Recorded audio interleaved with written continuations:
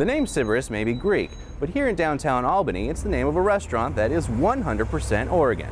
And we're stopping by for a simple salad that'll complement nearly any entree. Hi, my name is Matt Bennett, and I'm the chef owner of Sybaris restaurant in Albany. Today we're going to make a blackberry salad with a little bit of bacon, a little onion.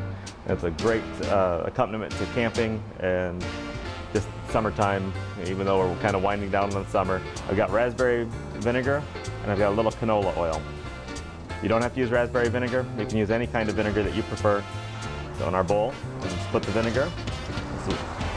And it doesn't matter how much or how little. It's just 1 part vinegar and 2 parts oil. Just slowly whip that together just to make a nice little easy vinaigrette. Look, it smelled that already. We'll add our onions. These are white onions. You can use red, you can use white, you can use yellow, it doesn't matter. These have been salted lightly and then rinsed off. You want to salt them for about a half an hour, rinse them.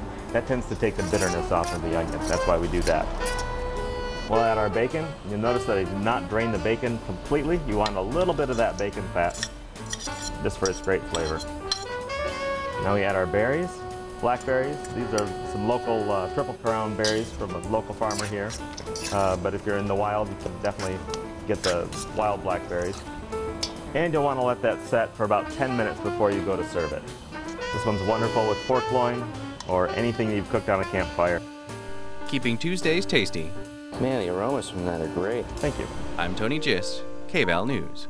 Sybaris was a town in ancient Italy where the Greeks would go to party. So it was kind of an ancient Las Vegas.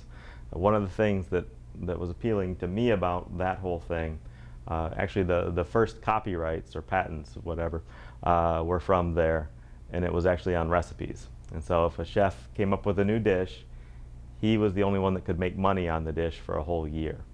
Then it got thrown open to the public to be able to make it, but he was the only one that could profit from it for a year. And if somebody else decided they wanted to sell the dish, any money they made on that dish went to the original chef. And so it was the forerunner of the modern copyright. But it was started with recipes, so that was, chefs were kind of the rock stars then.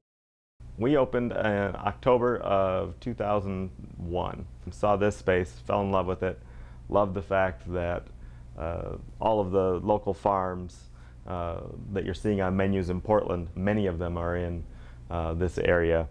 And so with that, instead of getting deliveries a couple times a week, I'm able to get them every day. Whatever we get from our farmers, that's what is on the menu. They're the ones that really determine the menu. We change the menu completely every month. We don't do duplication. So after 10 years, we've got 120 menus, and they're all different.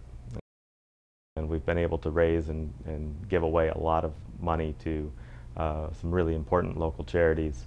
ABC House, which helps sexually abused kids. We open up on Thanksgiving, and all the money that we make that day goes to help them.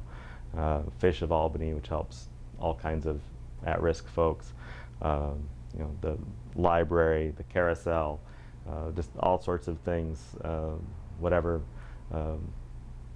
we want to get involved in. Albany's small enough where you actually can make a difference, which is pretty nice, and it's very rewarding. We're actually working with the Confederate Tribes of the Grand Ronde. We got invited to the James Beard House again, and we're doing their traditional foods in New York.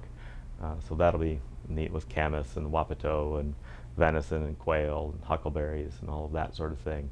But to bring their traditional food to New York, I think it's going to be an exciting thing for the guests as well as for the chefs that are coming with me.